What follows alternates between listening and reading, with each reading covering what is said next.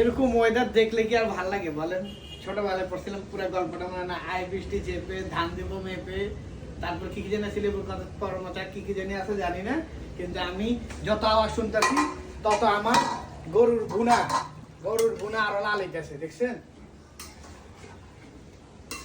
কারণ এই বৃষ্টিতে যদি খিচুড়ি ইয়ে দিয়ে না খাই তাহলে কি হয়, ঘ্রাণে মনে করেন এলাকা ভরে যেতেছে।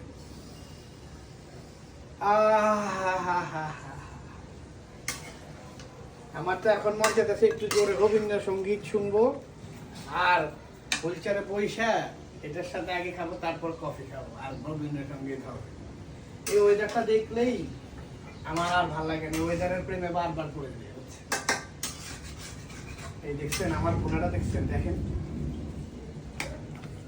আর আমার খাবার দেখে অবশ্যই সবাই মাশাআল্লাহ বলবেন, যাতে আমার খাবারটা ভালো হয়। খাবার ভালো হইলে আপনাদেরকে বেশি বেশি খাওয়া, আর যদি খাবার ভালো না তাহলে খাওয়া মুখে আমি নিজে রান্না বন্ধ করে দেবো। তবে আল্লাহর রহমতে এখনো আমার হাতের রান্না মনের সাথে, আমার হাতের ওই যে হাবু ভাই কয় না, আপনার হাতটা ভালো না কি জানি, বুঝছেন? ওইটা যাক, ইয়ে করবো না, বেশি লাড়ালাড়ি দেখাবো না। এখন যে ছাদে বা বারান্দায় বসে কফি খাবো, আর রান্নাটা হোক, রান্না হলে খাওয়া দেখা হবে। আজকের জন্য এখানে বিদায়। আসসালামু আলাইকুম ওয়া রাহমাতুল্লাহি ওয়া বারাকাতুহু।